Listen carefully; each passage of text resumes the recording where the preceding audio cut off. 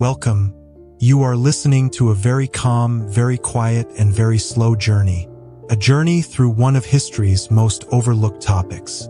A journey through something so common yet so essential. The toilet. Before porcelain. Before flushing sounds echoed in tiled rooms. Before paper was folded in neat squares. Before privacy even had a name. There was just the earth. And there were people. And there was a need. A quiet need. A daily need. An unavoidable truth that followed every man, every woman, every child who ever lived. It was the need to go. It is a strange thing, how something so universal, so ordinary, so shared among every single creature that walks, creeps, crawls, or climbs upon this planet, has been treated with such silence, with such avoidance, with such delicate embarrassment. But we, in this quiet story, are not afraid of that silence. We will walk gently into the places most stories do not go. We will go behind the walls, behind the curtain, behind the throne, into the past, into the dirt, into the old smells and older solutions. And we will find there something beautiful, something human, something almost spiritual in its necessity. So close your eyes, or let them grow heavy if they wish to. Breathe slowly, settle your body, let the world fall quiet, and follow me back, far back, into the beginning. There was a time, long before writing, before fire, before gods or kings or coins, when the world was simple, and every day was shaped by the sun, and the hunger in your belly, and the beating of the rain. In that world, our ancestors walked upright, and found food, and made shelter, and lived not in cities, but in motion. They did not build. They did not sit for long. They moved from one place to another, following the animals, following the rivers, following the seasons. And when the need came, as it always came, they found a tree, a quiet patch of grass, a shadow near a stone, and they squatted, and they were done. The waste fell onto the ground, and the earth accepted it, and the flies came, and the smell passed, and the wind moved on. There was no shame, no modesty, no door to close, no word to whisper. It was simple. It was part of the day, like sleeping, or chewing, or sighing. But as humans began to settle, to stay, to build homes with walls, and huts with fire pits, as they stopped moving and started gathering, the waste did not move away. It stayed, and that changed everything.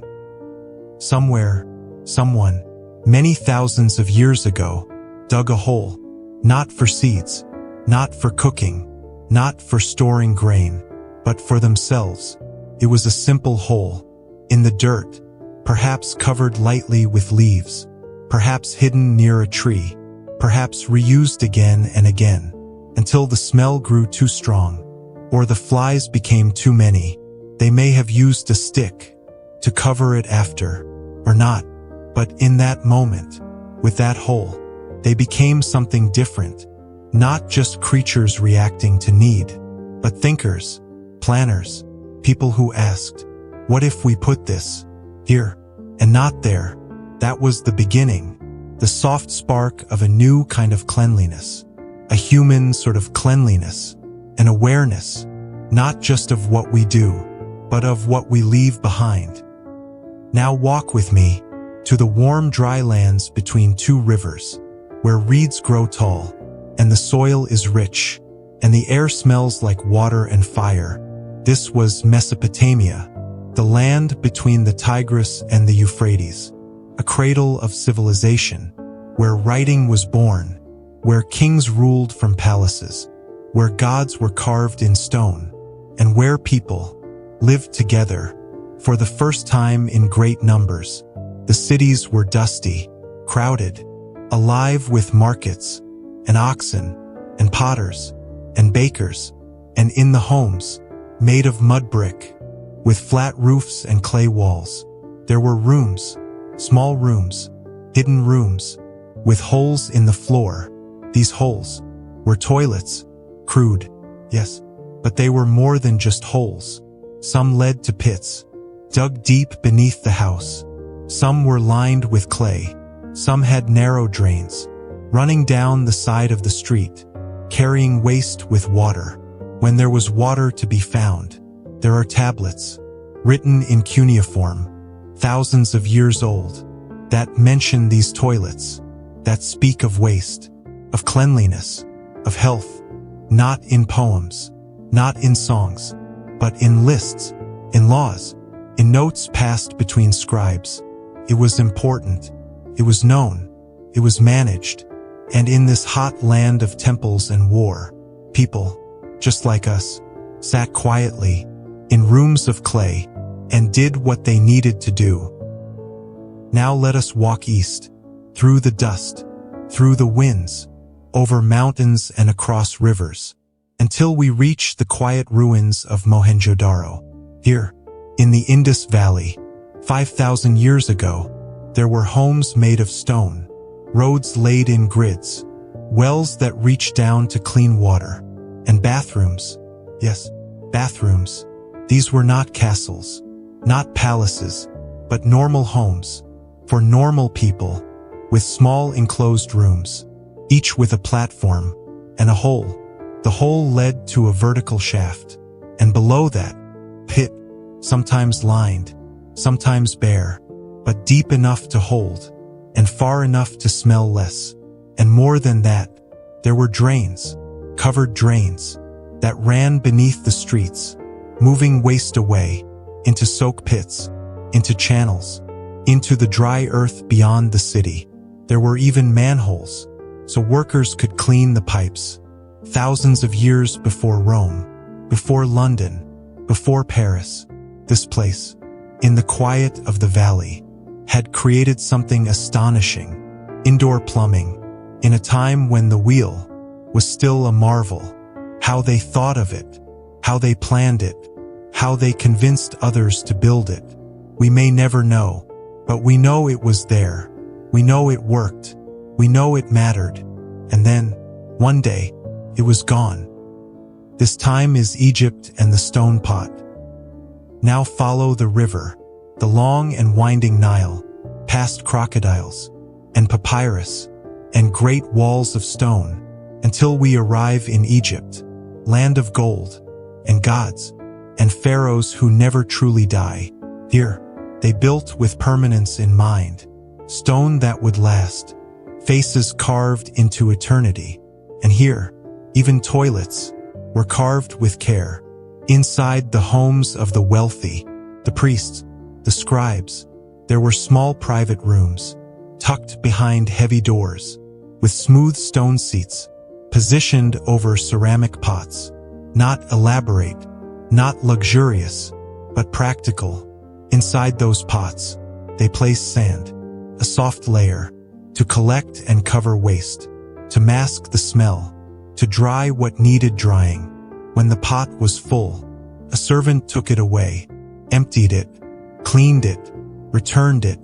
This too was a kind of ritual, a daily rhythm of removing what did not belong. In less wealthy homes, there were no stone seats, just the pots, placed in corners, beside sleeping mats, hidden in the shadows. And outside, in the desert heat, the wind did its work, drying, cleansing, reminding everyone that nothing, not even waste, lasts forever. This time is Astrakhan and the wipe.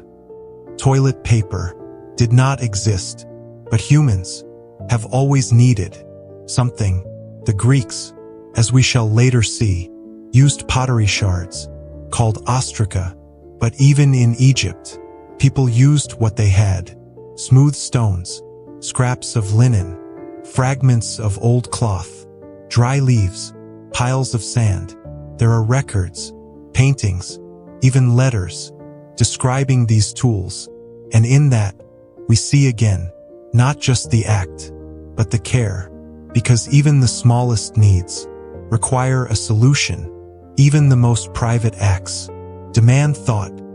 Now the time is China and the gentle drain system. Let us now float east, past mountains draped in mist, past the Yellow River, through bamboo forests, into ancient China. Here, during the Han Dynasty, more than 2,000 years ago, a nobleman sat on a raised platform in a quiet room, carved with care. Below him, pipe, crafted from clay, angled just so, to carry waste away. He poured water afterward, from a jug, cool, clean, to rinse the channel, and with it, his presence. Some of these toilets had ventilation shafts, clever openings, that allowed the air to flow and the odors to leave.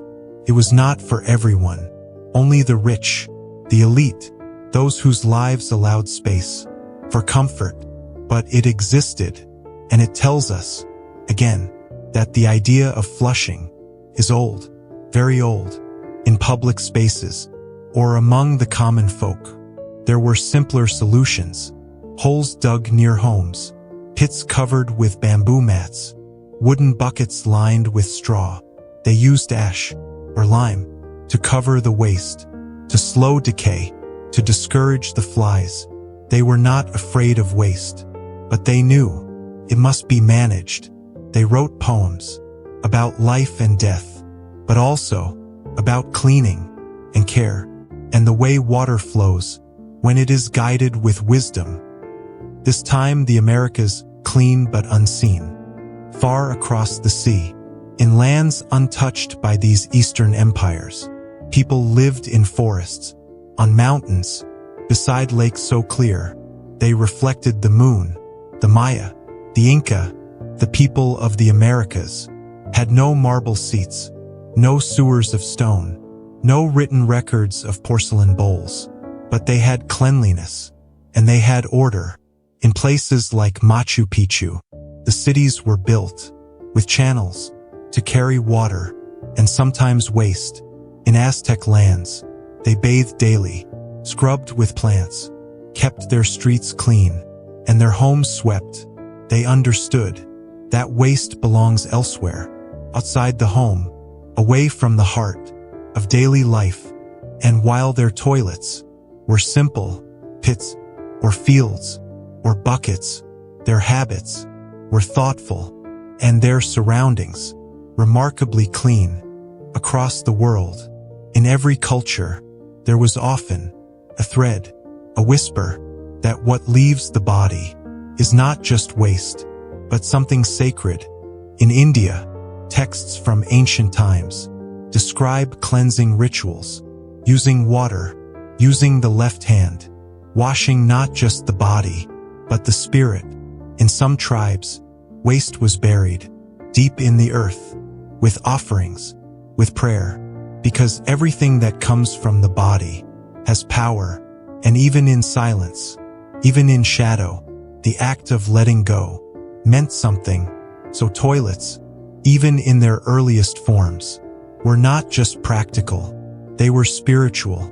They were spaces of transition, from inside to outside, from burden to relief. A pause before the empire. Let us stop here. For now, we have walked through the sands of Egypt, the bricks of Mesopotamia, the drains of the Indus, the platforms of China, the forests of the Americas. We have seen holes and pits and pots and stone. We have heard the wind, felt the dust, smelled the ash, watched the water run, and we are just beginning, because next comes marble, comes Rome, comes Greece, comes the sponge on a stick. But before that, let the eyes grow heavy, let the story settle, take a breath, and let it go. This time, stone benches and sponge sticks, toilets in ancient Greece and Rome.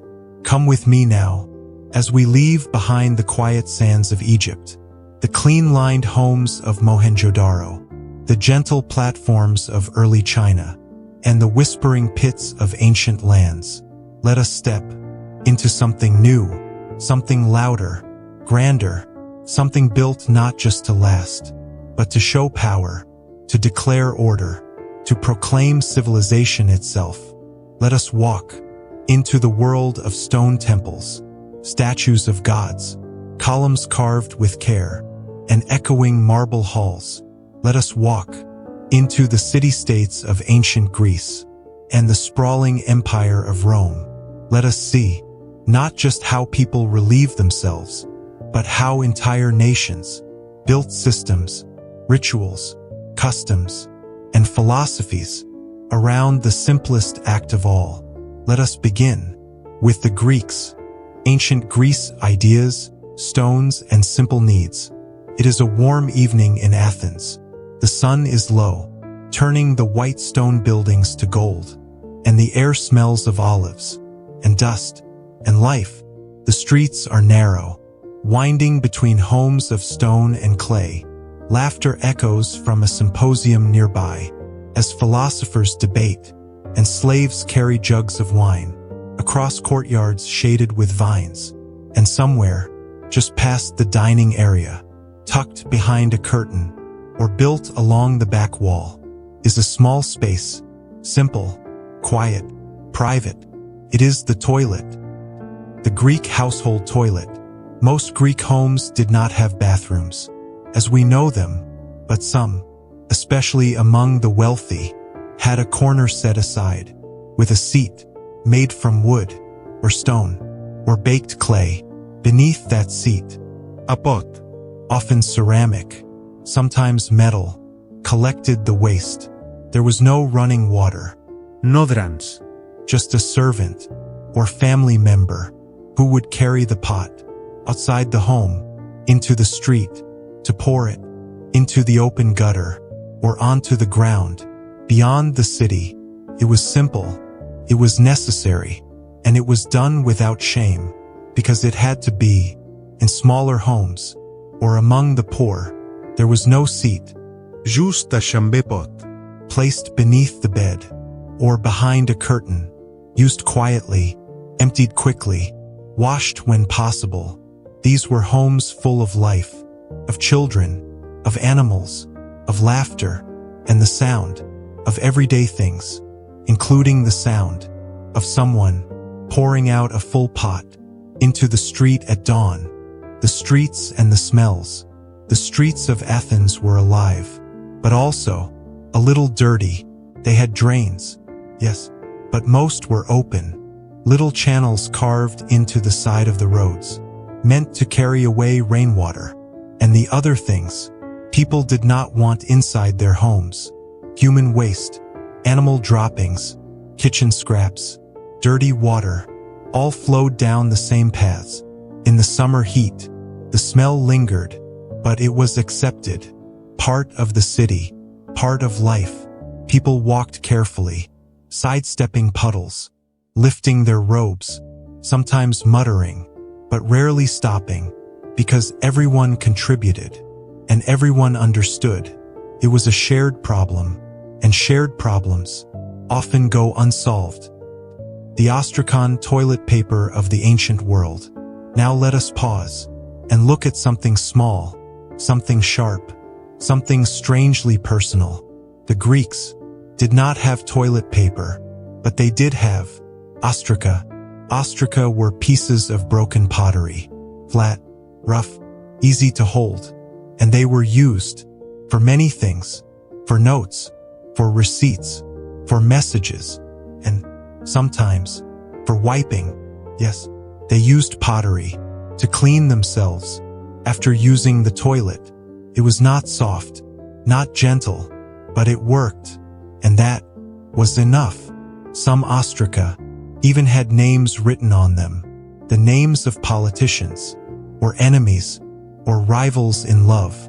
There are stories, half myth, half memory, that say people would write the name of someone they hated on a piece of pottery, and then use it, wipe with it, as a final insult, a quiet revenge, offered to the sewers and the gods.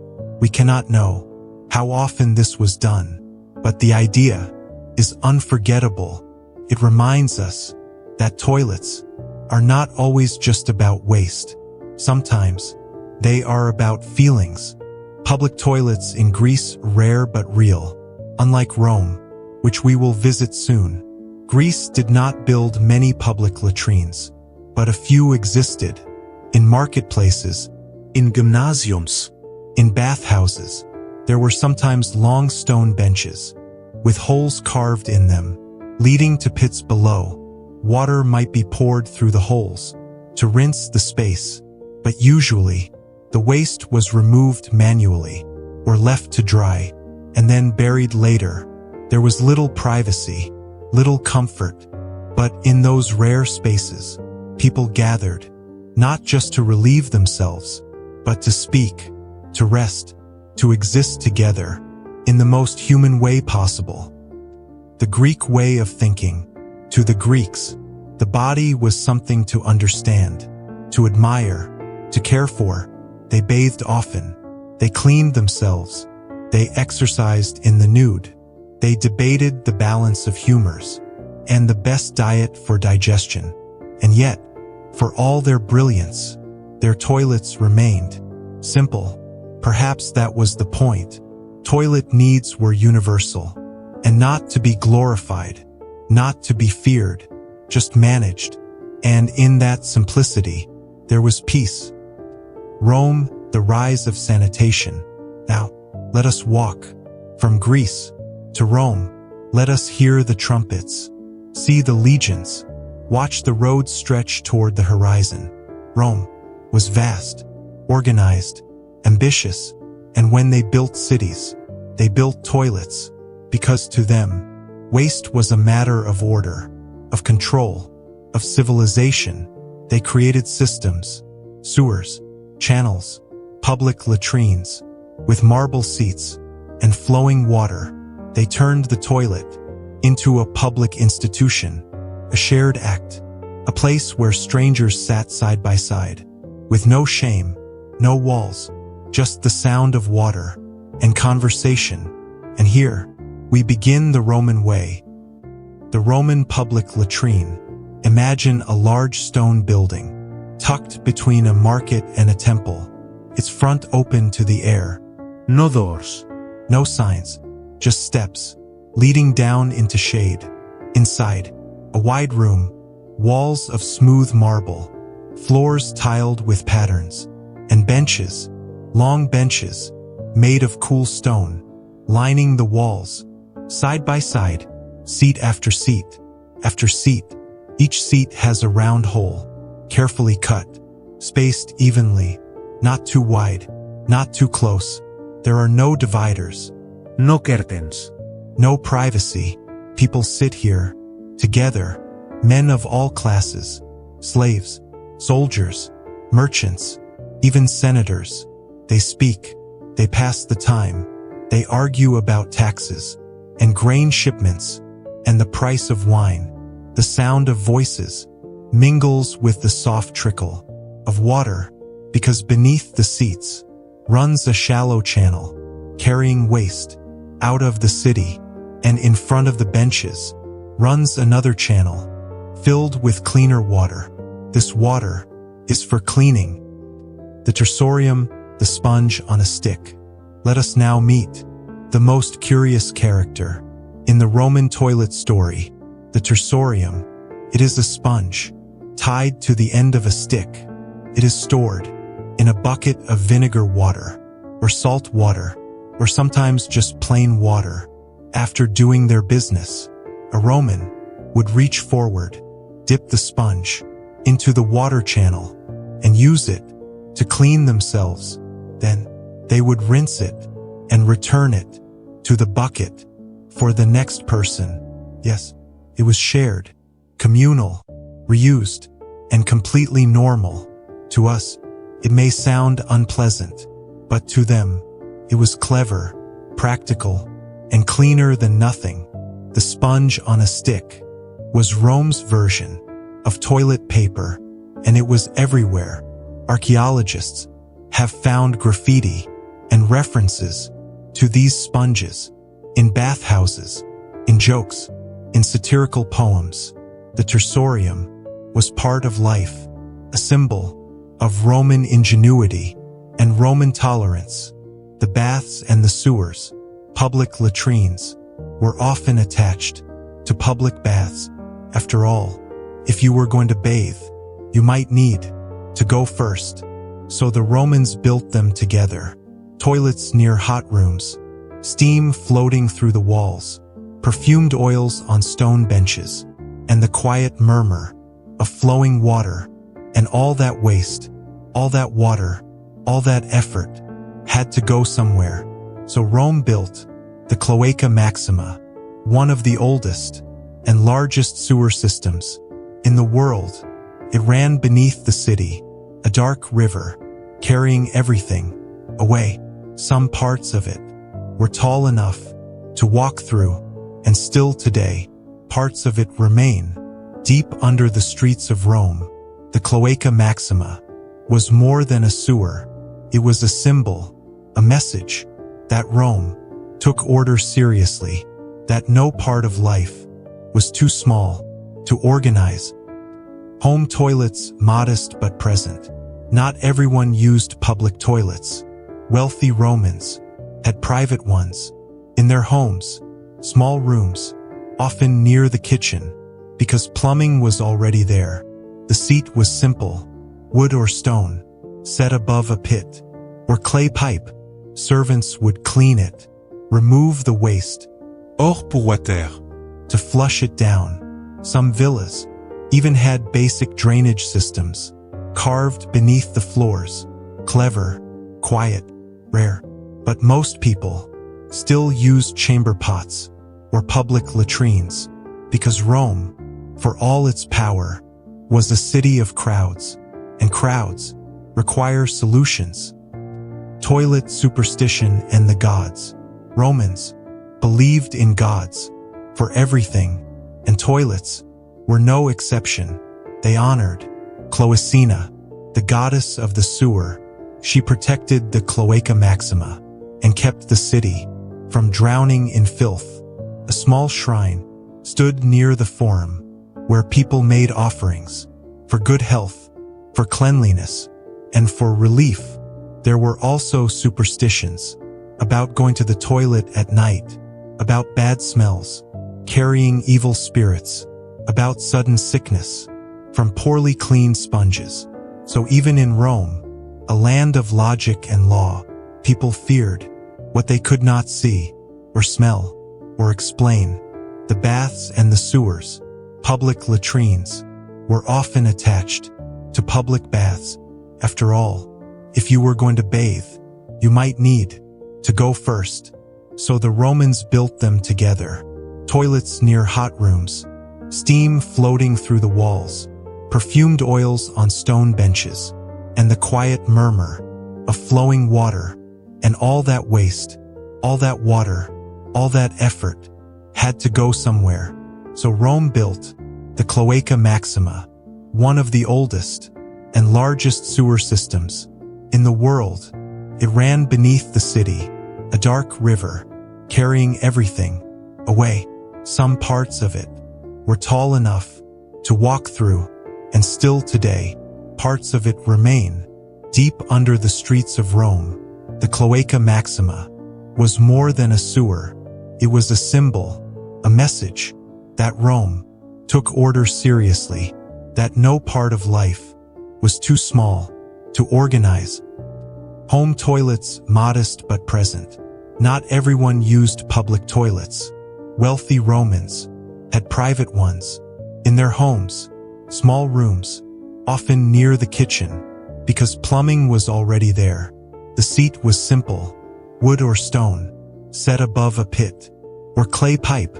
Servants would clean it, remove the waste, Or pour water. to flush it down. Some villas even had basic drainage systems carved beneath the floors. Clever, quiet, rare. But most people still used chamber pots or public latrines because Rome, for all its power, was a city of crowds, and crowds require solutions. Toilet superstition and the gods.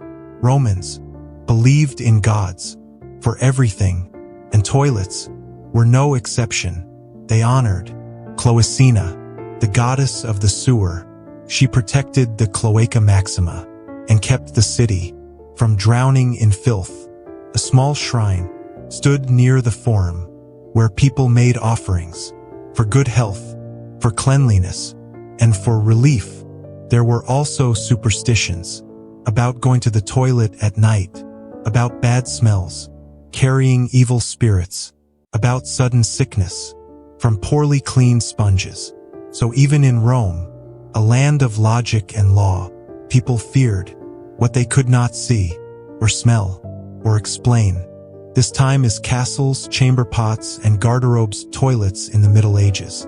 Close your eyes and let the stone rise around you. Let the torches flicker. Let the wind whisper across high towers.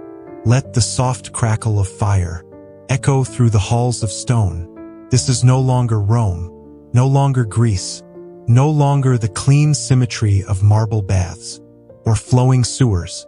This is something older, rougher, darker, but no less human. This is the Middle Ages.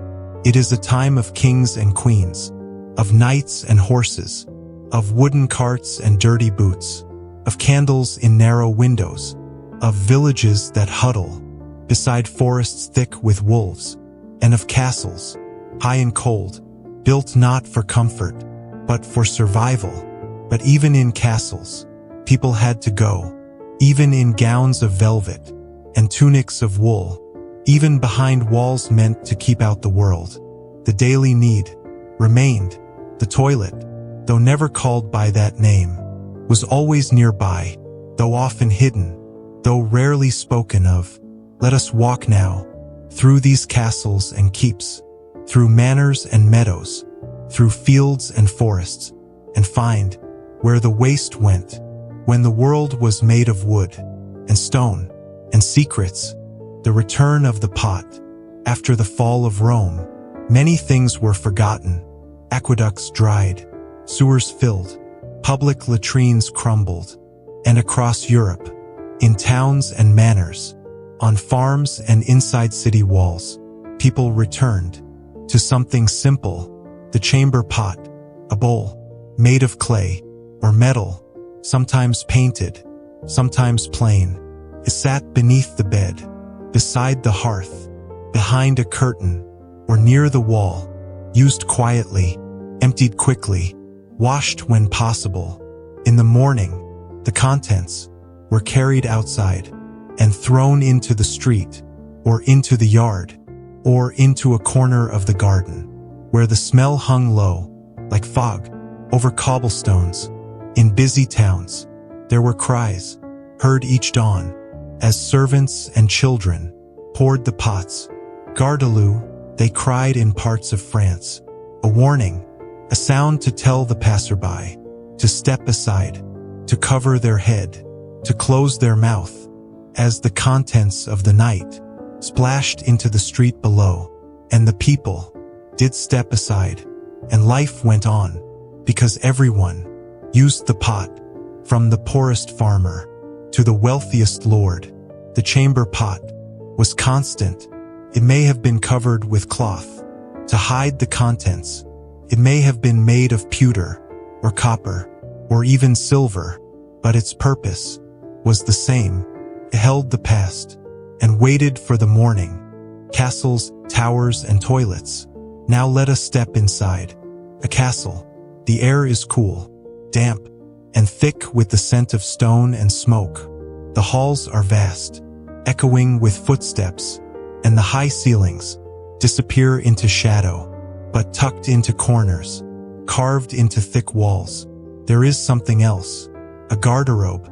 It is not what you might expect, not a closet, not a wardrobe, but a toilet, in the wall, a seat, made of stone or wood, built into the outer wall of the tower, with a hole, a dark opening, that drops, straight down into the moat, down into the courtyard, down into a pit, or sometimes, into the open air. A draft rises through the hole, cold, and sometimes foul, but it carries away the worst of the smell. Some garderobes had chutes, lined with stone, Some were angled, so the waste would wash away when the rains came, but most were simple. A seat, a hole, a drop. There was no flushing, no rinsing, just gravity and distance, and in that, a kind of freedom, because the waste was gone, out of sight, out of smell, out of the living space. Garderobes and nobility. The word garderobe comes from Old French and means to guard one's robe, and indeed, some believed that hanging clothing in the garderobe allowed the smell to keep lice away, so the nobleman might sit on the stone bench, and above him, a coat or cloak would sway gently in the rising air. It was a space, both useful and strange. There was little privacy and little warmth, but it was better than the alternative. And in a time when water was scarce, when bathing was rare, when dirt was constant, a stone seat in a windy wall was something to be thankful for. Toilets in the village. Not everyone lived in castles. Most people lived in villages, or on farms, or in small wooden homes, with thatched roofs and earthen floors. There were no garderobes here. no towers, no moats. Instead, there were buckets and pits and fields. The privy was a wooden structure outside the house, near the edge of the yard, built over a hole, dug deep into the earth. There was a seat, sometimes with a lid, and a door that creaked, and a smell that never left. Inside, a small candle, or a gap in the wall, let in the light, and there, people sat, alone, quiet, watching the spiders, counting the knots in the wood, listening to the wind, and the sounds of chickens, or pigs, outside. In winter, the seat was cold. In summer, the flies came, but it was private, and it worked, and when the hole filled, it was covered, and another was dug. The earth was always waiting. Now, the waste of the city. Let us walk into a medieval town. The streets are narrow, lined with shops and homes, wooden walls leaning inward, almost touching above. There are no sewers, no drains, only dirt paths and wooden walkways to lift the feet above the filth. Each morning, chamber pots are emptied from windows above. The contents splash into the street, joining rainwater, mud, rotting food, and things too unpleasant to name. It runs downhill, gathering in corners, in courtyards, by the edge of the well. Children play nearby, dogs sniff, pigs root through the mess. The smell is part of the city, like the bells, or the blacksmith's hammer, or the sound of the market at noon. No one likes it, but everyone accepts it, because this is how the city lives, and how it stinks, and how it stays alive. The gong farmer, but someone had to deal with the worst of it. In England, there was a job known as the gong farmer. The gong farmer worked at night when the city was asleep. He would enter the privies and the cesspits, deep holes where the waste of many had gathered for months or even years. He would lower himself with ropes into the darkness, and with a bucket and shovel, he would remove what had been left behind. It was dangerous. The fumes, the rot, the risk of falling, of drowning, of catching sickness from the air alone. But it paid well, and for the poor, money was more powerful than fear. The gong farmer would haul the waste into carts and carry it outside the city, where it was dumped into fields or rivers or buried deep under layers of ash. The city never thanked him, rarely saw him, but could not do without him, because every hole, every pit, every privy eventually fills. Royal toilets, even kings, had to go Inside the castles of England and France and Germany, the king and the queen and the royal court used garderobes or pots or chairs with holes. The close stool was a wooden box with a padded lid and a chamber pot inside. It was often covered with fabric to match the bed or the wall or the robes of the user. Some had cushions, some had embroidery, some were beautiful until opened. A servant, known as the groom of the stool, helped the king use it. He would bring it in, clean it after, and sometimes even help with wiping. It was an honor. Strange as it sounds, the groom was close to the king, trusted, privileged, able to whisper advice, while others stood far away. And so, the toilet brought power as well as relief. Toilets and religion. In monasteries, monks lived by strict rules. They rose before dawn, prayed, worked, ate in silence, and followed rituals. Even when using the toilet, monasteries often had long stone rooms, called reredoors, built above running streams, with rows of seats, each with a hole, each with a view of the flowing water below.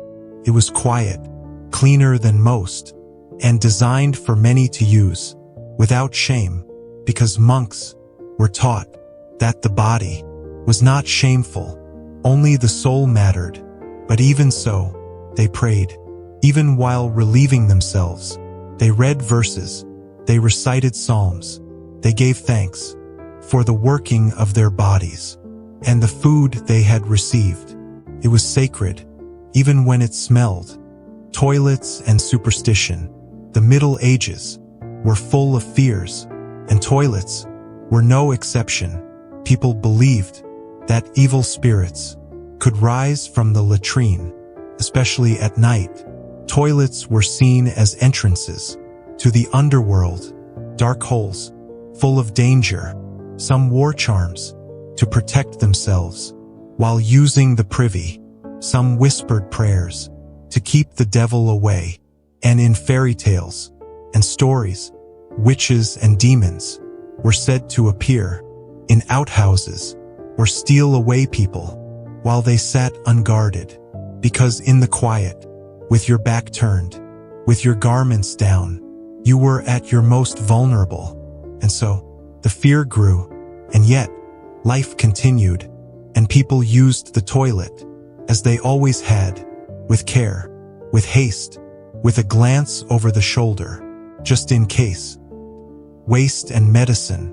In the later Middle Ages, doctors began to study what the body produced. Urine was examined, its color, the smell, its clarity. Charts were made, with drawings of yellow, brown, and red liquid, each linked to illness, or health, or imbalance of humors. Even feces was sometimes described in medical texts as a sign of what went wrong inside.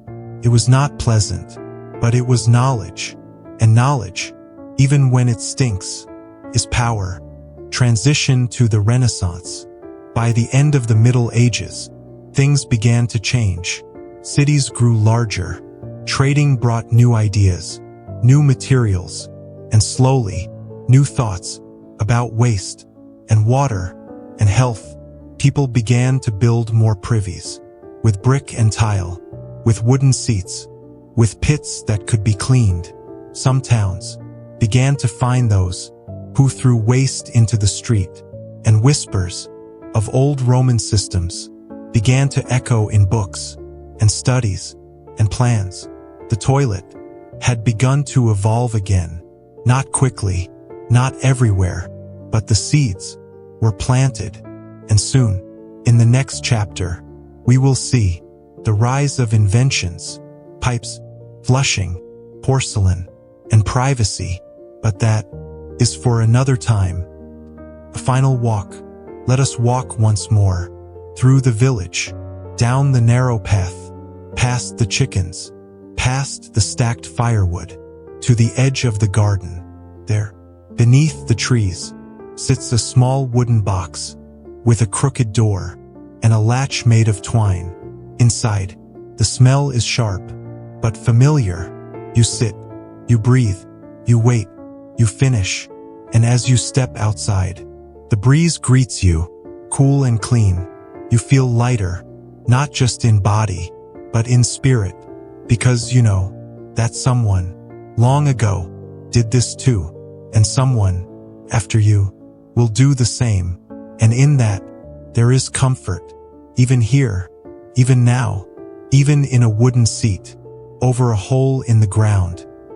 Closing. So now, as you drift away, remember this: toilets, no matter how strange, or simple, or secret, are part of what it means to be human, from stone towers, to chamber pots, to pits in the forest. The need never changes, and neither does the story. Invention, porcelain, and the Privy Revolution toilets in the age of discovery and beyond. Let the candles flicker out now. Let the smoke drift into the rafters. Let the last echoes of horses fade from the stone courtyard. The castle gates have closed.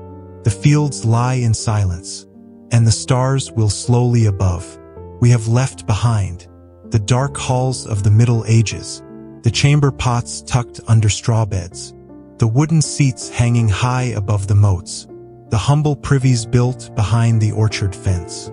And now, we step into something brighter, more curious, more mechanical, and more full of ideas. We step into the age of discovery, an age of maps and ships, of explorers crossing oceans, and kings signing scrolls, of books printed with ink, and the first whispers of science. People began to look, not just at the world beyond, but at the world within, at how the body worked, how illness spread, how water flowed, how comfort might be engineered, and slowly, quietly, without the sound of trumpets, a revolution began, a revolution of toilets. The return of thought. For centuries, the world had survived with little change. Privies behind the house, pots beneath the bed, gutters flowing through city streets. But with new cities, new knowledge, new inventions, came a new way of thinking. How could waste be moved? Not just hidden, not just buried, but truly removed. How could people live in growing towns without choking on their own filth? How could comfort be brought to the most private part of life? It began with questions, and it ended with pipes, valves, seats, and porcelain, but not all at once. The Tudor privy, England, and the royal flush. Let us step now into Tudor England. It is the late 1500s, and Queen Elizabeth sits on the English throne. Her cousin, a clever man named John Harington, is about to make history, not with sword or speech, but with water and a bowl. John Harington, poet, a courtier, a thinker of strange thoughts, grew tired of the chamber pot. He believed that a better way must exist, something cleaner, something quieter, something royal. And so, he designed a flushing toilet, a seat above a bowl, a water tank behind, and a system of levers that released water to wash the waste down a pipe. It was not perfect. The plumbing was crude, the water noisy, the flushing weak, but it worked. He installed one in his own house and another in the palace. He wrote a book, half serious, half joking, called The Metamorphosis of Ajax, describing his invention and the need for better sanitation. It was clever, ahead of its time, and mostly ignored because the world was not ready. The chamber pot still ruled. Life in cities, waste and water. As cities grew, their problems followed. By the 1600s, London, Paris, Amsterdam, and other great cities had swelled with people, but their toilets had not kept up. Streets were still used for dumping waste. Gutters overflowed with filth and mud, and the smell was constant.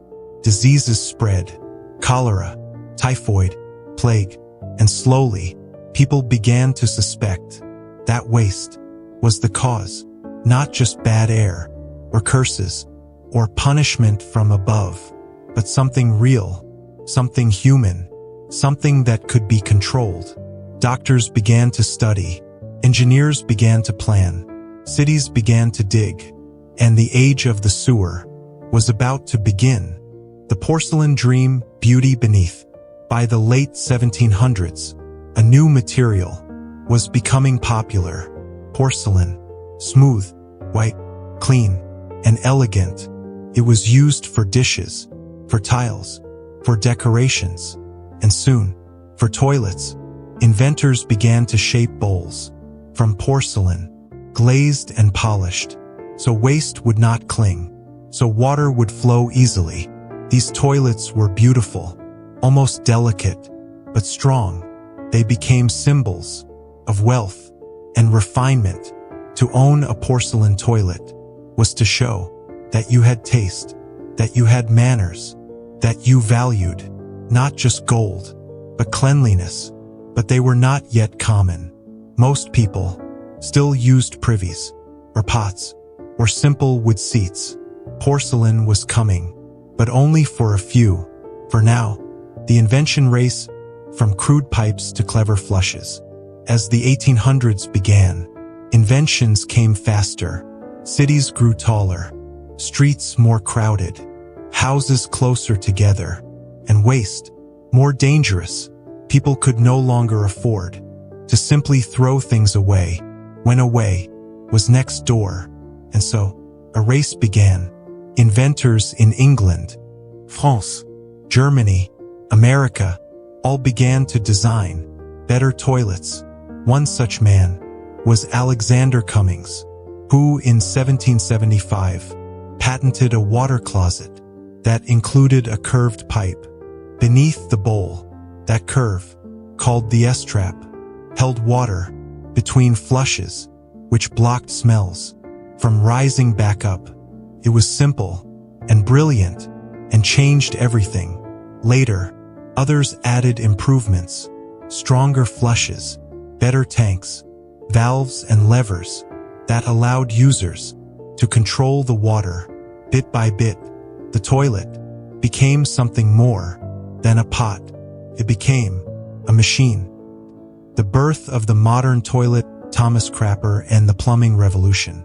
There is a name you may have heard, whispered with a laugh, spoken with a smirk, written in bathroom stalls across the world. Thomas Crapper. He did not invent the toilet, but he did improve it, promote it, build it well, and sell it proudly. In Victorian England, he opened a workshop where he made toilets that worked, porcelain bowls, with powerful flushes, with polished handles, with water tanks high on the wall, connected by a pipe that whooshed with satisfying force. He put his name on the bowl, on the box, on the pipe, and for the first time, toilet was a product with pride. He installed hundreds in homes, in government buildings, even in royal places, and the word, his name, stuck. People laughed, but people bought, and the toilet became something you could own and trust and admire, even if secretly. Life with the new toilet, from luxury to necessity. First, modern toilets were rare. Only the wealthy, the powerful, the educated had them. They required plumbing, clean water, a sewer connection, and maintenance. But as cities modernized, pipes were laid, sewers were dug, water towers were built, and slowly, toilets appeared, not just in palaces, but in apartments, in schools, in factories, in hospitals, in trains, in ships. Each new building, each new law Each new invention made it easier for people to have proper toilet. The bathroom became a room, not just a corner, not just a pit, but a real space with walls, with tiles, with light and dignity. And with that, the toilet changed how people lived. Sanitation and public health. In the 1800s, disease still spread quickly, but now, doctors and engineers began to work together. They traced outbreaks to bad water, to open pits, to shared buckets, and so they built sewers, covered drains, required toilets. In new homes, governments passed laws for sanitation, for inspection, for health, clean water in, dirty water out. It was expensive, slow, complicated, but it saved lives. And in the quiet flow, beneath the streets, the toilet was working, even when no one noticed. The bathroom as a private place. As the toilet improved, so did the space around it. People no longer wanted to do their business in the cold, in the dark, in the wind. They wanted privacy, comfort, warmth. So they built rooms around the toilet, added sinks, mirrors, towels, and slowly, the bathroom became a sanctuary, place to retreat, to think, to rest, to clean. Tiles replaced wood. Water tanks were hidden. Designs grew elegant. Fixtures matched the walls, and soft light touched the porcelain. What was once shameful became quiet and beautiful. Toilets on the move, ships, trains, and faraway places. As travel expanded, so did the need for portable privacy. The world was no longer still. Trains rolled across continents. Ships crossed oceans. And later, planes would rise into the clouds. And still, people needed to go. Early trains had no toilets, only scheduled stops and short journeys. But as trips grew longer, something had to be done. Toilets were added in small compartments with simple bowls and holes that dropped waste straight onto the tracks. Signs were posted, "Do not use toilet while the train is at the station," because the tracks were also the sewer. Ships had their own struggles. On sailing ships, sailors used wooden seats, hung off the sides, called the head. They leaned out over the sea, wind in their hair, waves below, dangerous but effective. Steamships improved this, with iron pipes, small stalls, and tanks flushed with seawater. Later, as cruise liners were born, toilets became more elegant, porcelain, private, polished, and finally, in the sky, on airplanes, the toilet had to shrink, had to be light, safe, self-contained. It used suction, chemical tanks, and clever design. A bathroom above the clouds. Who would have imagined? Colonialism and the global spread. As European powers expanded their empires, they brought their ideas and their toilets with them. British officers in India built bungalows with flushing toilets, while the local population used traditional methods. In Africa, in Asia, in the Caribbean, colonial buildings often included privies, septic systems, or European-style water closets, but they were not for all. Often, only the colonizers used them, while locals continued with older ways. And when the empires collapsed, the toilets remained, a strange legacy of control, of invention, of cultural difference, and pipes. And so, modern sanitation was spread, not always kindly, but widely. The American bathroom. In the United States, the toilet journey followed its own path. Early homes used outhouses, built a few steps from the kitchen door, above a hole, dug deep. Winter was brutal. Summer was worse. Later, chamber pots came indoors and were emptied each morning. But by the late 1800s, plumbing arrived. Cities like New York, Chicago, and Boston built vast water systems, laid iron pipes, and passed codes that required toilets. In homes and tenements, manufacturers like Kohler and American Standard began to produce toilets by the thousands. Clean, white, modern, the bathroom became a selling point. In real estate, no longer just a necessity, it was a lifestyle.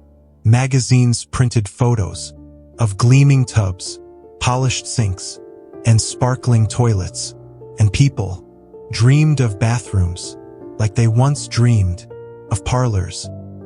The rise of public toilets. As cities swelled and streets filled with people, the need for public toilets became clear. Markets, theaters, factories, parks. Where could people go when nature called? First, they could not. Women especially suffered, as few places allowed them to relieve themselves outside the home. So reformers campaigned, architects designed, and slowly, public toilets were built. In England, ornate cast iron structures with privacy screens and polished brass fixtures. In France, urinoir, open booths for men lined the boulevards. In America, underground toilets, called comfort stations, were added to city squares. And still, they were never enough. Even today, the number remains too small, but their presence changed how cities worked and gave relief to those too far from home. The toilet in culture and imagination. As toilets became part of every home, they also entered stories and jokes and silence. Children were taught not to speak of them, not to mention what happened inside. Words were softened to restroom, to washroom, to powder room. The toilet became invisible, yet essential. In literature, it was rarely named, but always known. In comedy, it became the punchline, the giggle, the secret. In art, it was ignored, except by a few, like Marcel Duchamp, who placed a urinal in a gallery and called it fountain. Some called it absurd, others called it genius, but all saw that the toilet was more than porcelain. It was culture, hidden, flushed, and real. Innovation in the 20th century. The 1900s were a century of change. Wars, machines, cities, televisions, rockets, and toilets changed too. Flush mechanisms grew quiet, efficient, controlled by buttons, levers, or sensors. Toilet paper rolls were refined, mounted, mass-produced. Toilet seats were shaped, padded, softened. Designers added colors, pink, green, blue. Bathrooms were decorated with matching towels, mirrors, and scented soaps. Hotels, offices, and schools installed stalls with locks, with hooks, with tiles on every wall. The world began to expect clean toilet wherever it went, and with that came dignity and privacy for millions. Toilets for all, rights and access, but not for everyone. In many places, toilets were divided by race, by class, by gender. Signs told people where they could go or where they could not. In America, black citizens were barred from white restrooms during segregation. In factories, women had fewer toilets or none. In cities, homeless people were left with nowhere to go. And so, activists spoke out. They built campaigns, filed lawsuits, proposed laws to make access a right. Today, some still fight for more public toilets, for gender-neutral bathrooms, for clean facilities in poor areas, because toilets are not just plumbing, they are power and freedom and respect. War and waste. During the world wars, soldiers carried their needs into trenches and camps and ships. Toilets were mobile, improvised, sometimes just a bucket or a hole. Sanitation became a matter of survival. Diseases spread when waste was mishandled, and so armies trained soldiers in latrine digging, waste disposal, hand washing. Engineers built field toilets, Portable tank. chemical units. In submarines, waste had to be flushed through valves, carefully timed, or it would flood back. On warships, systems were designed to store waste until it could be dumped. Far at sea, and even in war, the need remained. Universal. Quiet, constant. The toilet at home, a ritual of solitude. Today, for many, the toilet is a private place, a moment of peace, a scroll through a phone, pause in the day, a breath between tasks. It is the one room where the door locks, where no one calls your name, where the world waits. Outside, some bring books, magazines, games. Some stare at tiles, count floor lines, listen to the sound of the fan. It is, perhaps, the last sanctuary, and though it is humble, though it is plain, it is deeply human, because in the quiet, in the moment, between sitting and rising, we are alone, but not lonely. Closing thoughts, we began, in the dirt, beneath the stars, with no roof. No pipe. No porcelain. We passed through empires, castles, chambers, gardens. We invented, we flushed, we cleaned, we changed. And now, as you rest and close your eyes, know this: the toilet is not just an object. It is history. It is invention. It is privacy. It is pride. It is something shared by kings and farmers, by astronauts and wanderers, by you and by me. And though we do not speak of it, we live by it. And so, with a gentle flush. Now the point is, the toilet goes global. Modern sanitation and the 20th century. The year is 1900. The world is waking up to the noise of machines, to the rattle of streetcars, to the whistle of steam, to the promise of a cleaner tomorrow. Cities are bigger now, busier, full of new people, from the country, from across the seas, from every corner of the growing globe. They bring with them hopes, fears, languages, tools, and needs. And among those needs is one that never changes: the need to go, to find relief, to sit, to flush, to leave behind what the body no longer wants. It is the most human of needs, the most forgotten, the most ignored, yet always present. And in this new century, the toilet will no longer be hidden, no longer be rare, no longer be a thing only the rich can afford, because this is the century of modern sanitation, and the toilet is ready to go global. The new cities. Look at the cities as the 1900s begin. New York, Paris, Berlin. Tokyo, Mumbai. Buenos Aires. They are growing faster than ever, stacked with buildings, buzzing with cars, wired with electricity, paved with stone, lit by gas and bulbs, filled with millions. But still, there are slums, tenements, rows of houses, with no plumbing, no running water, no safe place to go. The toilet has arrived, but not everywhere. In the wealthy neighborhoods, porcelain shines, pipes gleam, toilets flush. But in the poorer streets, buckets still wait in the corner, and waste still flows into the gutters, just as it did 100 years before, the challenge is no longer invention. It is distribution. It is fairness. It is the promise that no matter where you are, you can have dignity. You can have a clean place to be human. And so, the story shifts from invention to access. The rise of plumbing. By 1910, indoor plumbing is becoming common, at least in the Western world.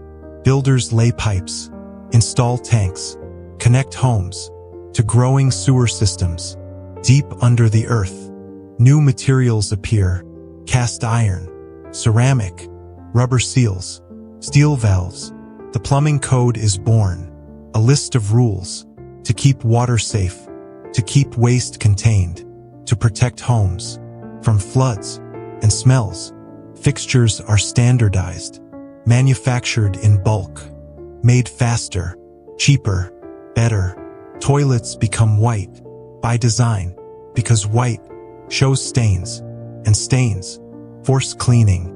Clean becomes a symbol of progress, of class, of control. And in the cities, the sound of the flush becomes a sound of the future. World War and waste. The world does not stay peaceful. In 1914, war explodes across Europe. Millions of men are sent to fight, to sleep in trenches, to dig into the mud, to march, to fall. And with them go their bodies, their needs, their waste. In the trenches, sanitation is a nightmare. Latrines are dug quickly, shallow, often collapsing. In the rain, waste attracts flies. Flies spread disease. Disease kills. In silence, doctors and generals begin to understand that toilets matter, that sanitation is not luxury, but survival. Field manuals are written: latrine placement, waste disposal, pit depth, distance from water. The toilet becomes part of strategy, of supply chains, of health. And after the war, when the soldiers return home, they remember what it was like to have nothing, and they want better. The toilet at home, a symbol of modern life. The 1920s bring jazz, cars, radios, newspapers, and indoor toilets. More homes than ever before are being built, with bathrooms, with clean water, with modern fixtures. The American dream includes a home with a private bathroom. The European recovery focuses on health, on hygiene, on plumbing. Governments offer grants. Cities build sewers. Ads fill newspapers, selling toilets, not as luxury, but as lifestyle. By this new model, flushes quieter, uses less water, has a wooden seat, a porcelain tank, a soft close lid. Manufacturers compete on elegance, on smooth lines, on cleanliness. Magazines show smiling women scrubbing toilets as if it were fun, because now the toilet is something to display, to be proud of, to keep spotless, to match the tiles and the towels and the dream. World War II toilets in combat and camps. Then comes another war, bigger, wider, deadlier. And once again, the toilet follows. The soldier, the nurse, the refugee. In Europe, bombed cities lose water. Pipes crack.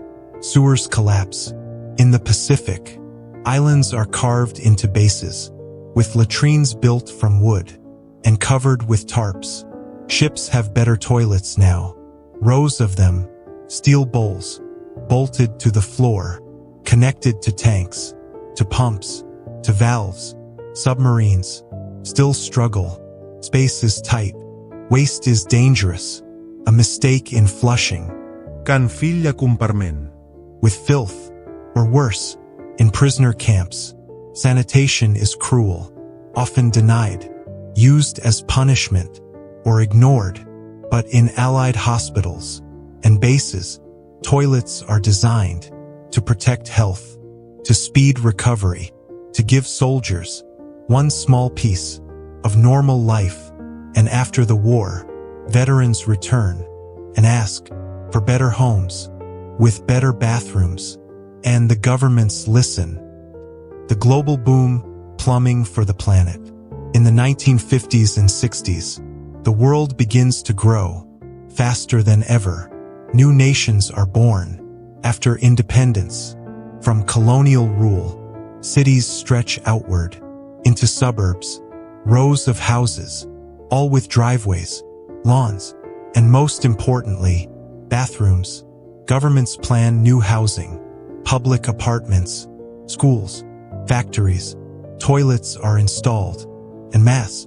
White bowls, simple tanks, standard seats. Toilet paper is now sold in supermarkets, in bright packaging, with smiling mascots. Children learn to flush, to wash, to say excuse me, and the toilet is no longer strange or new. It is expected. Cold War comfort, the space race and sanitation.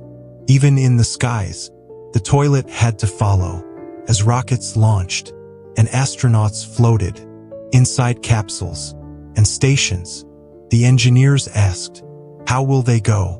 In space, there is no gravity, no down, no way to flush.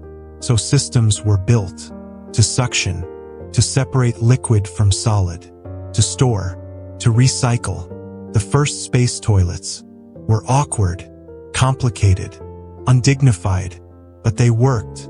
And on Earth, those watching saw that even the greatest minds could not escape the need for a place to relieve themselves. It was universal, unchanging. Even heroes had to go. Cultural shifts, privacy and silence. Back on Earth, life was changing again. In the West, privacy became sacred. Houses were built with one bathroom, then two, then three. Toilets became quieter, flushes softer, doors thicker. No one wanted to be heard. In Japan, new toilets arrived with music buttons that played water sounds to mask embarrassment. In America, television ads sold air fresheners, soft toilet paper, and scented cleaners. The bathroom became a spa, a showroom, a sanctuary. Decor shifted to soft rugs, pastel walls, plants, magazines on wicker shelves. And though it was never spoken, the toilet sat in the center, silent, necessary, respected, unnoticed. Toilets for the masses, design, standardization, and supply. By the 1970s, the toilet had become an industry, not a novelty, not a luxury, but a product to be manufactured in factories, in numbers beyond counting. Toilet bowls, tanks, seats, pipes, valves, all made on assembly lines, glazed, stamped, boxed, shipped. There were rules now, codes, diagrams, requirements. A toilet had to meet standards, had to fit in a certain space, had to use a certain amount of water, had to flush within a certain time. Plumbing engineers worked not just with metal and water, but with numbers and regulations and design. In factories, workers crafted toilets with hands, with machines, with molds and heat, and they sent them to stores, to homes, to cities, to towns. You could walk into a shop and choose your toilet, round or elongated, two-piece or one-piece, plastic seat, wooden seat, silent flush, dual flush, pressure assist. It was, strangely, beautiful, a quiet revolution where everyone, everywhere, could finally sit in peace. The toilet and the developing world, but not all places, shared the same pace. In many parts of Asia, Africa, South America, and rural parts of everywhere, people still used what they always had: simple pits, open fields, Plastic buckets, wooden seats, or nothing at all. Lack of funding, lack of planning, lack of political will meant that sanitation remained a problem. Diseases still spread, children still died, water was still poisoned, and so nonprofits and governments and local builders began to act. They built public toilets, school toilets, community toilets. They introduced simple solutions, like composting toilets that needed no water, or tippy taps for hand washing. Education became key, because the toilet is not just a thing, it is a system, a habit, a way of life. And in villages across the globe, men and women dug latrines, poured concrete, built shelters, and brought dignity to their homes. The toilet and women's rights. The toilet has always had a quiet role in the lives of women, because when a woman has nowhere safe to go, her world shrinks. In factories, in fields, in schools, in refugee camps, in city streets. When toilets are few, women must wait, or walk far, or risk danger. And so, activists spoke up. They demanded more facilities, separate stalls, locks, lights, water. They passed laws, filed lawsuits, built apps, and raised their voices, because access is power. Toilet can mean a girl stays in school, a mother stays healthy, a worker stays focused. And when toilets are made with women in mind, they change more than just plumbing. They change possibility. The toilet in popular culture. As the years passed, the toilet crept into entertainment. It was once taboo, unspoken, hidden, but now it appeared in movies, in sitcoms, in novels, sometimes for laughs, sometimes for shock, sometimes just as part of life. It was shown flushed, blocked, exploding, or sparkling clean.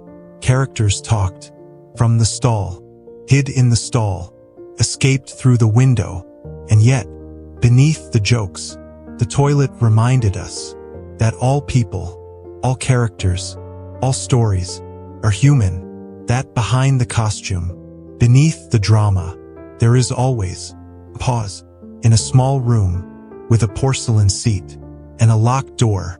Toilets and the environment. In the late 20th century, a new concern arose. Water, clean water, was being wasted in every flush, and so the toilet came under scrutiny. How much water did it use? How often? How necessary? Governments passed laws to reduce consumption. Manufacturers responded with low-flow toilets, dual flush buttons, vacuum assist models, waterless urinals. People began to ask, should we change the way we go? Composting toilets, eco-toilets, sawdust toilets began to appear, especially in cabins, eco-resorts, off-grid homes. The toilet was being asked to do more with less, to be quiet and clean and efficient and kind to the earth. And so, the bowl, once simple, became point of pride for those who thought ahead. The global toilet movement. As the new millennium approached, a quiet global movement was growing. It wasn't flashy or loud, but it was determined. People began to speak about toilets openly, seriously. They called it sanitation, and they said it was not just about comfort or cleanliness, but about human rights. International conferences were held, documents signed, goals written.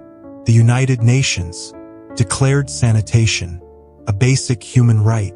World Toilet Day was created not as a joke, but as a reminder that over 2 billion people still had no safe place to go. Leaders met in boardrooms and villages to plan toilets, to fund toilets, to build toilets. Companies designed cheap models. Local makers built them.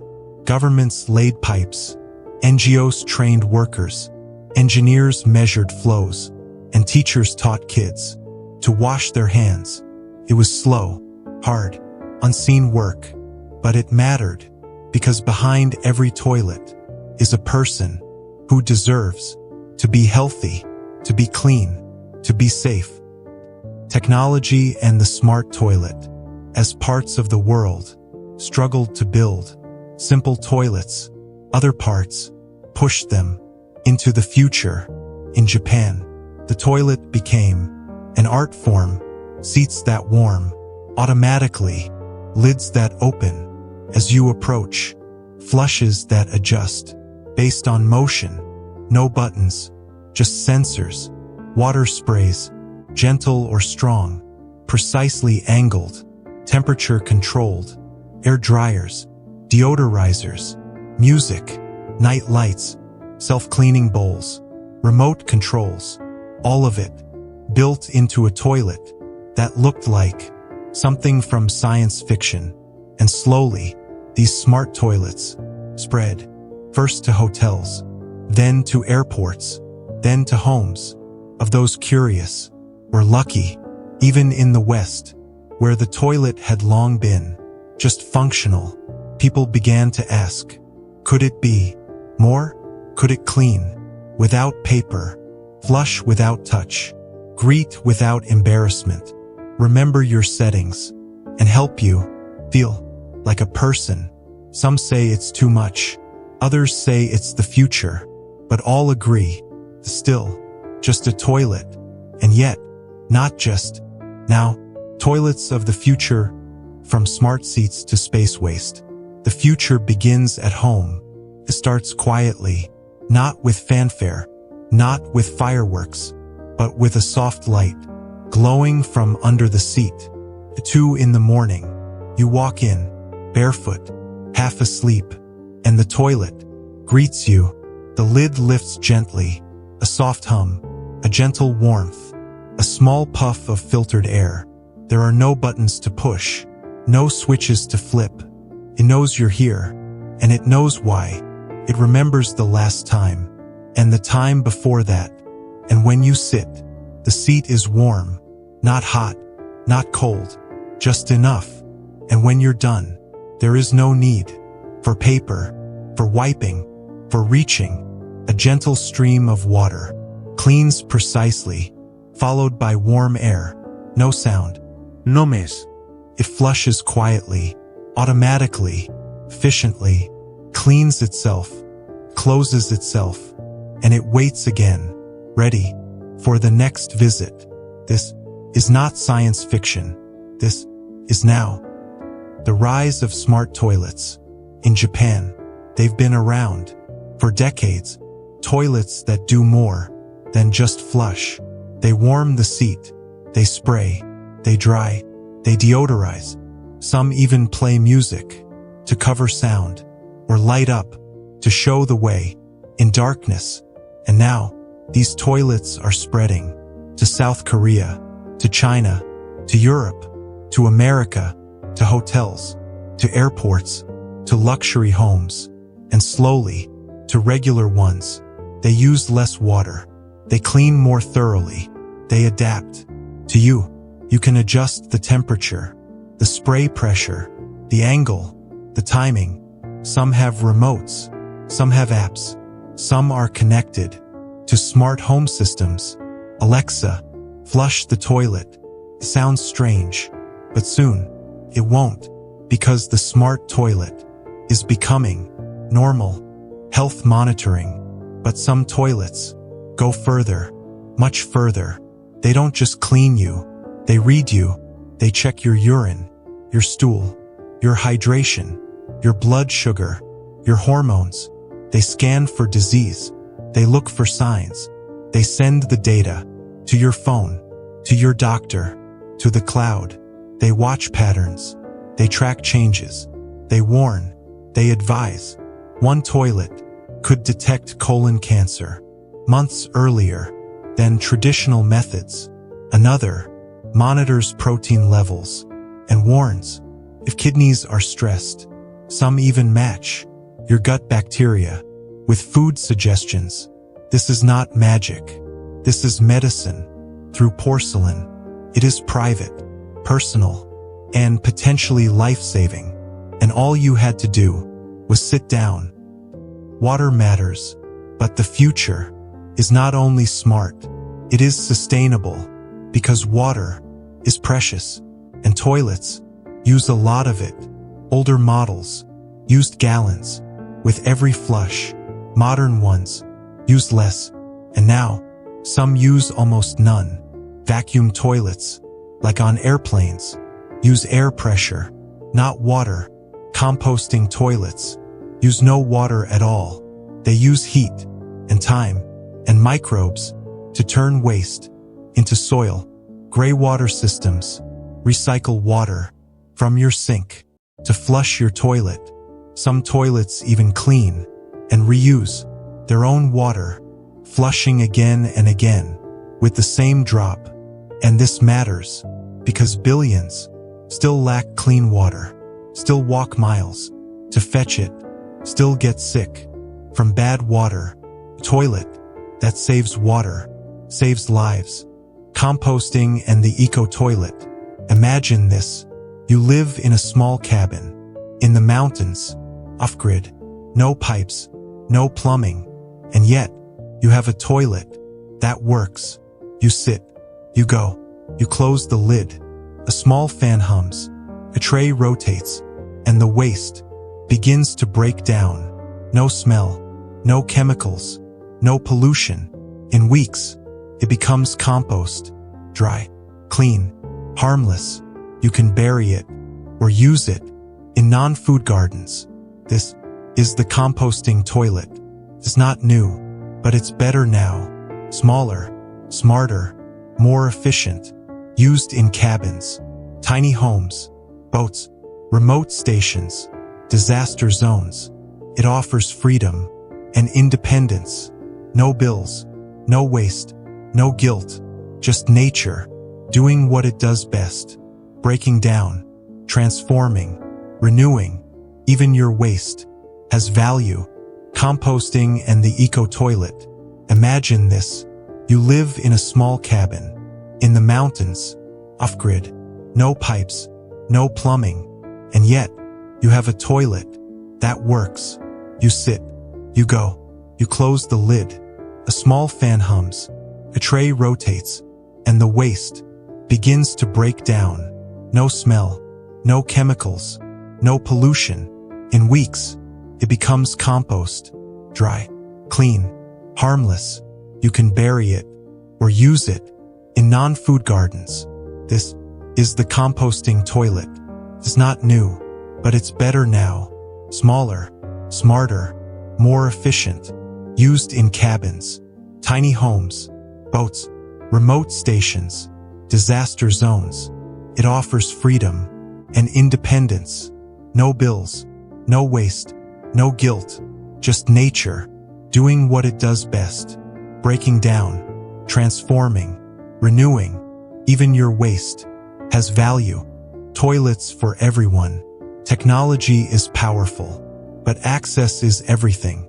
Because even today, more than 2 billion people still live without safe sanitation. In rural villages, in crowded slums, in refugee camps, in places forgotten by budgets, by cities, by time. Children still die from diseases that come from dirty water, from open defecation, from flies and rain and neglect. But slowly, change is coming. Governments are building more toilets, more latrines, more systems. Communities are digging, learning, installing, sharing, and toilets are appearing in schools, in clinics, in homes. Not fancy, not glowing, not musical, but present, clean, and safe. And that is revolutionary, because for a girl in school, a toilet means she stays during her period. For a grandmother in a slum, a toilet means She doesn't risk violence just to relieve herself. For a child, it means health, survival, a future. And so, the toilet, quietly, becomes justice. Reinventing the public toilet. In cities, the public toilet has always been a mystery. Sometimes, it is hidden, locked, closed. Other times, it is dirty, graffitied, broken.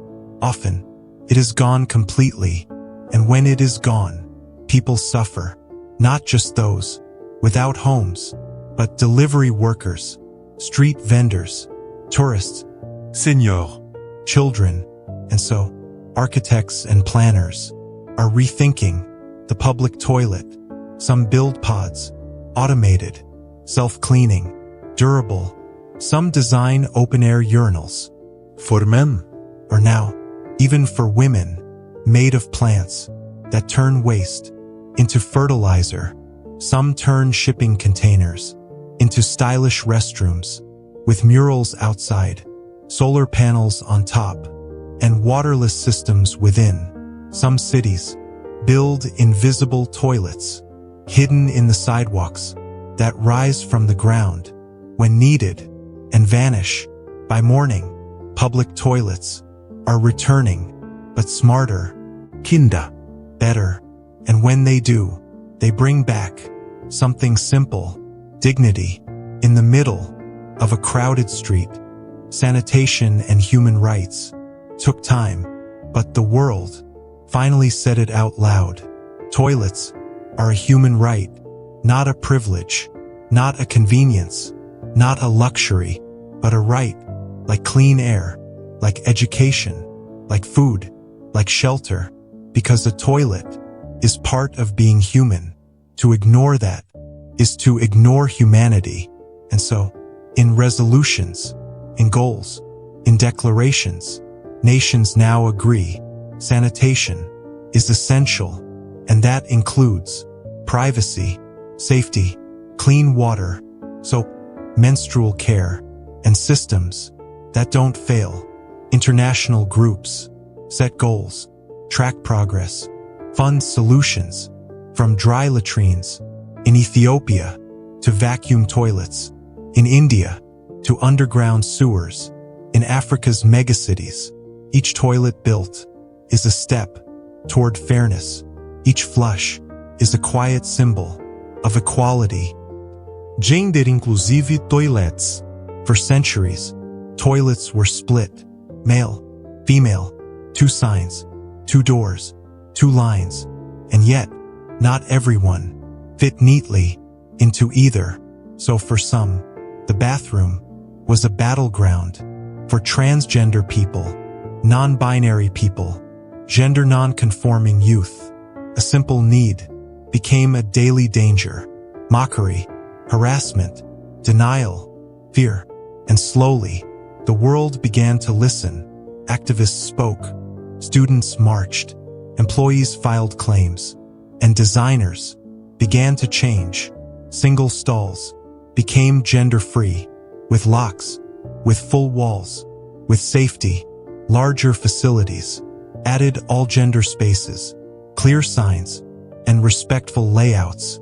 More toilets meant fewer lines, less stress, more inclusion, because a toilet is not a question of gender.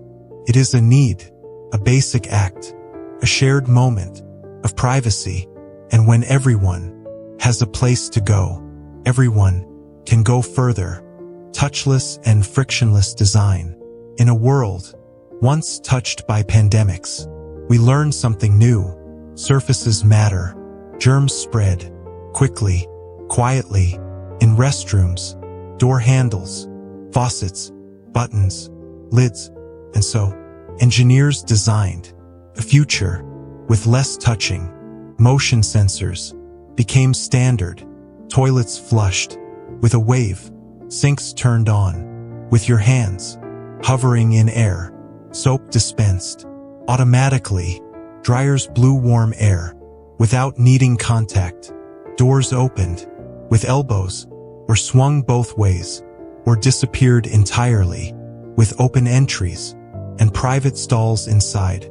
Every small change made things safer, and in that safety came calm, because the toilet is not just a device, it is an experience, and the best ones are quiet, clean, and gentle. Even the door should open like a sigh. The invisible toilet, the future, may not look like porcelain, may not sound like a flush. The toilet may become invisible, built into the seat, the floor, the air itself. It may scan you from a distance, process you as you move. You may step into a room and walk out without thinking, without touching, without flushing. The whole experience, silent, sanitary, seamless, and behind the walls are systems, processing, cleansing, composting, filtering. The toilet becomes part of the home, the building, the ecosystem, not just a fixture, but a function, not just something you use, but something that serves you, quietly, consistently, perfectly. The toilet and the mind. In all this technology, in all this science, there is still the human, the thoughts we have on the toilet, the sighs, the moments of stillness, a pause, a break from the world. Some read, some scroll, some think, some just sit, not because they have to, but because it's quiet. Toilets may one day become meditation rooms, with calming lights, soft sounds, gentle warmth, a place to reset, not just the body, but the mind, a space of total privacy, rare, precious, needed, because rest is part of health too. Global toilet unity. The future does not belong to one country or one class. The toilet must evolve for everyone, whether in glass towers or desert tents, in urban slums or lunar bases. We all need the same things: cleanliness, privacy, dignity, safety, and the more we share technology, design, ideas, the faster we grow together. One nation's composting solution becomes another's emergency plan. One village's bucket system becomes a blueprint for others. Innovation moves in circles, not lines, and the toilet is the circle, teaching toilets. In the future, toilets may teach in schools, in homes, in camps. They may remind you to wash your hands, to drink water, to take your medicine, to breathe. They may teach children about hygiene, about waste, about nature. Some toilets already speak with friendly voices and little songs. Some light up to encourage use. Some are playful, designed for kids who fear the dark or the unknown. Toilet can teach habits without lectures, just repetition and design. It becomes a quiet teacher that helps raise healthier humans. Reclaiming ritual. In ancient times, waste was sacred, buried, offered, returned to the land. Then, we made it shameful, dirty, taboo. Now, we are returning, not to shame, but to ritual. We acknowledge waste, not with fear, but with awareness. We know what it is. We understand what it means.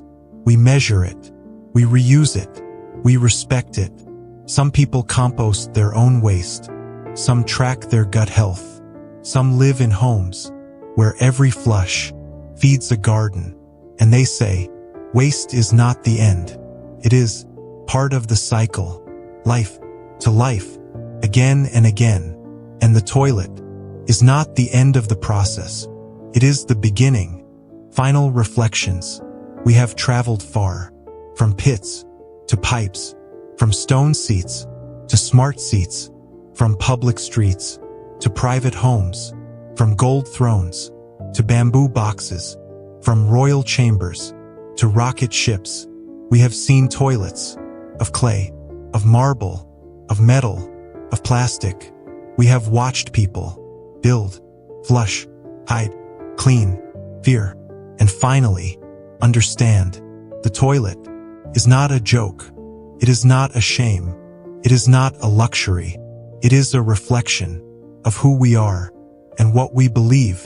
And in its quiet presence, in its soft hum, in its ever-open lid, tells us that every person deserves dignity, deserves health, deserves peace, even in the smallest, most private moments.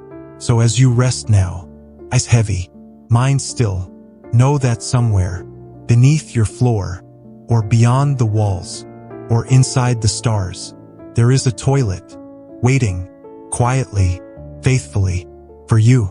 And in that silence is a little bit of progress, a little bit of history, and maybe a little bit of hope. Good night, and good flush.